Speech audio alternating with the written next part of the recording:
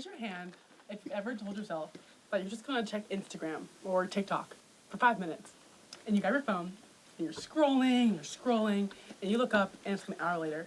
Has anyone been there? Right? It's like these apps have this sixth sense for knowing exactly what you're into. Whether it's showing you promotional content from that movie that you casually mentioned at lunch, or it's those oddly satisfying cleaning videos that you just cannot stop watching. Whatever it is, it's been optimized to keep your attention. Every like, every swipe, every click is feeding these algorithms this constant flow of data about who you are and what you're into and even what bothers you. But have you ever stopped to think about who is deciding what you see on your feed? Or more importantly, what you never see and why? It's a little less magical when you start to think about how your every online move is being tracked and cataloged and monetized. I mean, it's entertaining and it's convenient for sure, but it's also like a little unnerving, right? Because when you really think about it, these platforms aren't just predicting your next click. They're subtly influencing your choices and your beliefs and even your freedoms. And these algorithms are no longer confined to apps that you actively download. They're a part of everything you do. And sometimes you don't even see it.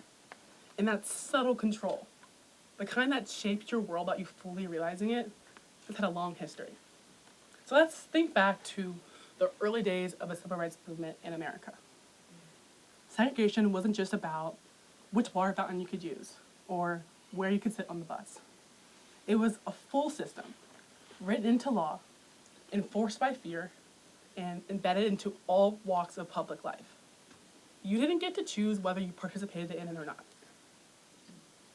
It structured transportation, and hospitals, and housing, and schools, and even sidewalks. They didn't just dictate where Black Americans could go, but how they were perceived, and what opportunities they had access to, and whether or not their basic dignity would even be recognized. And the hard truth is that segregation didn't persist for as long as it did from overt racism alone. It thrived on indifference. There's this widespread apathy amongst those who either didn't believe it was their fight, or they were afraid of losing the privileges that they already had. And that distance, that detachment, made it easy for injustice to feel normal, acceptable even. That's why it's so important that we recognize when we're becoming numb to abuses of power. Because systems of power like that don't just vanish, they evolve.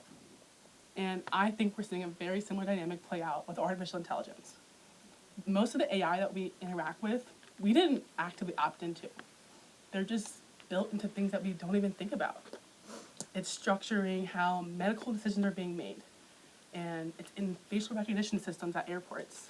And it's influencing who receives government funding and benefits.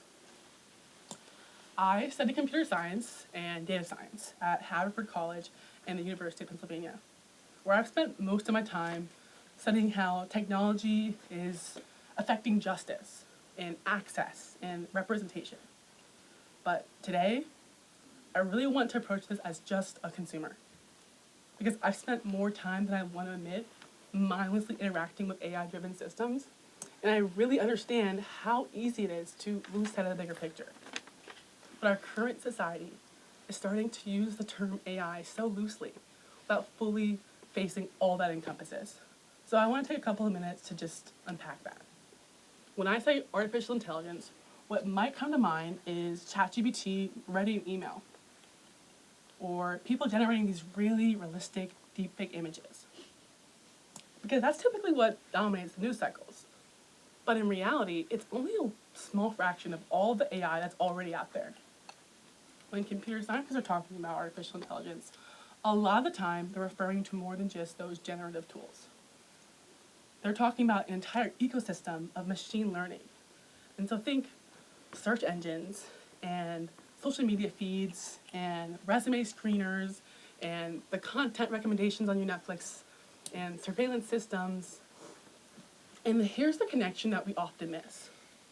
The data and the algorithms that are quietly guiding us today are the very things training the generative AI of tomorrow. And so I also think it's important that we understand how that works. So behind the scenes, artificial intelligence isn't taught to think like humans do.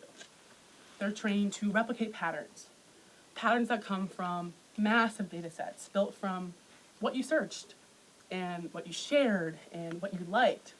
And it's often tied to race and gender and location and income and so many other social markers.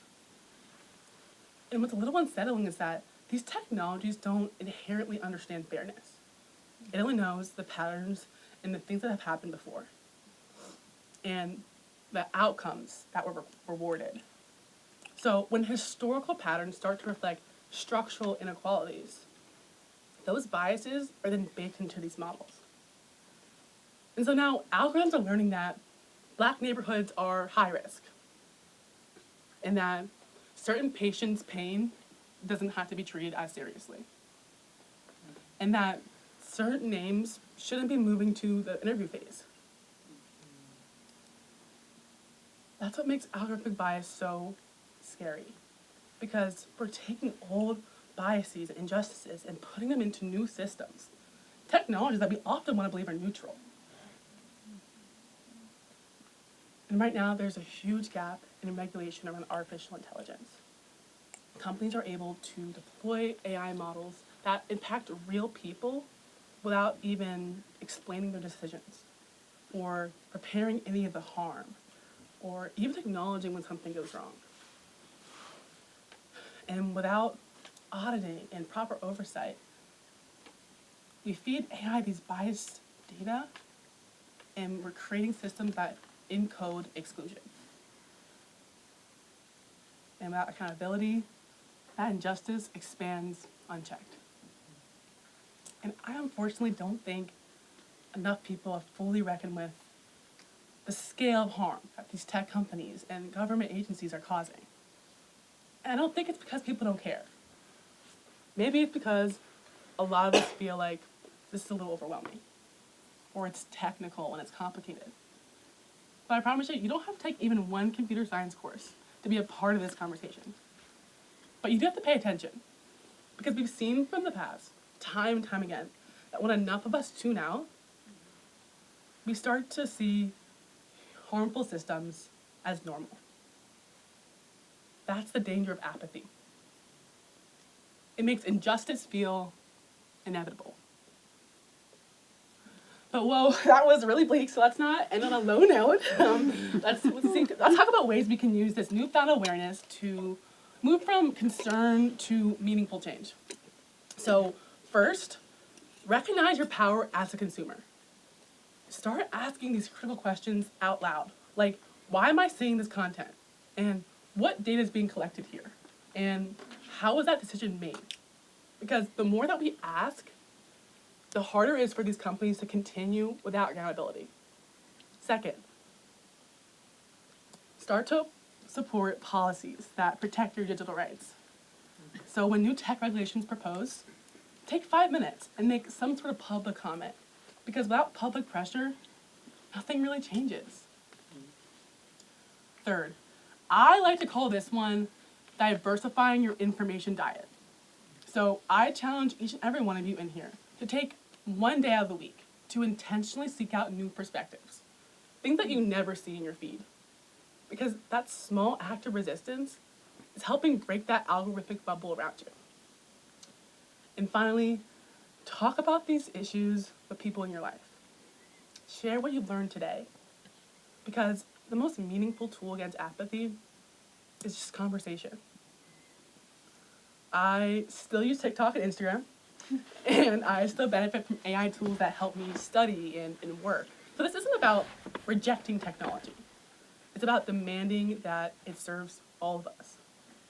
There's this moment that I keep coming back to from the civil rights movement. It was when Rosa Parks was asked why she refused to give up her seat on that bus. And she simply said, I was tired of giving in.